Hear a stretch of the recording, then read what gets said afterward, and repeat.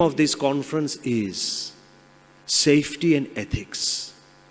Let me bring a leaf out of history and tell you that when somebody focuses on human values, profits generate naturally. I hope all of you have heard of the famous industry Alcoa, Aluminum Corporation of America. One of the largest aluminum industry with presence in 40 different countries. It's not small, 40 countries. Almost 200,000 people employed. That industry was going to the dogs. There's no way, loss after loss after loss after loss, there was no way this industry could come up. The board of directors decided that we need to breathe back life into our industry. So let's bring in a new dynamic CEO who would take care of the industry and bring a huge change. Get ready for the surprise. They roped in 1987, they roped in Paul O'Neill. Go back and check the facts. Paul O'Neill. He came in as the CEO.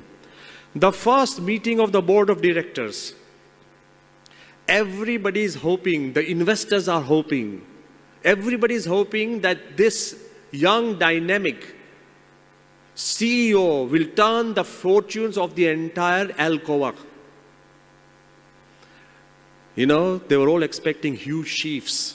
They were all expecting a great lecture. They were expecting a presentation.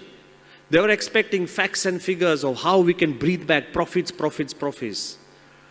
The first lecture by the CEO, Paul O'Neill, to the board of directors was less than 10 minutes. He came without papers.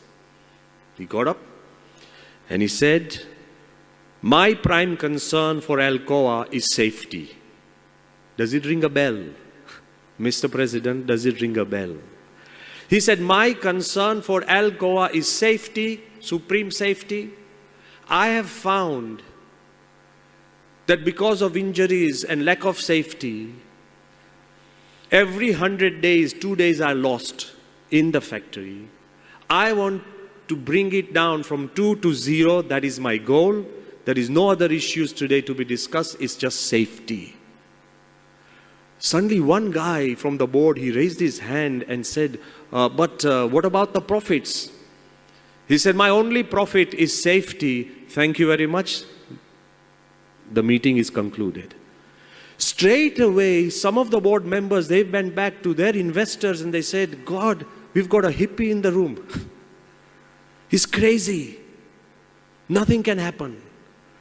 He did not just make this speech, he righted it off with special laws and sub-laws. He said, if in any company there's an injury and it takes life, by default that manager is suspended. If any of my little factory, if there's an injury when a worker has to lose days because of that injury, it's serious, tell me, I personally will go there and look after him. All the days that the worker misses, his wages should be doubled. And that wage should be cut from the manager. Whosever fault it is, I don't want injuries in our factories, and it creates a feeling of safety. He went on and on and on. He created a system. And in the factory where there are no injuries, I will raise the wages equally for the entire factory floor. You know, to everybody's surprise, all the little people working on the floor, they got a feeling that there's a guy at the top and he cares about our lives.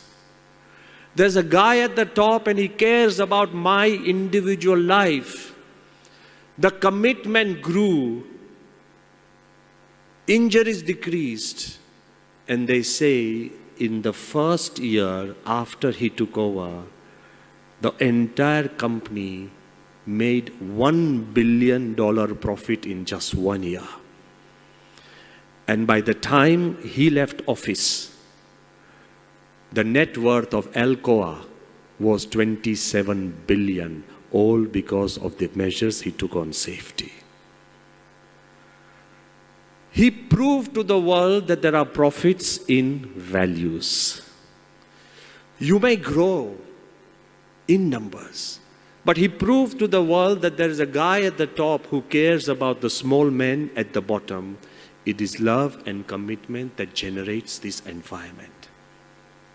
But sometimes you may have to take difficult decisions, because I want to keep to this idea of safety and ethics.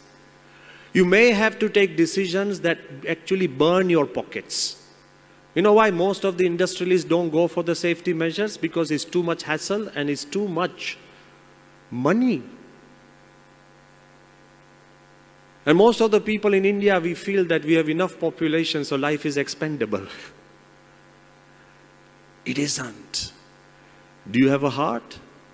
Then that heart should speak. So let me give you another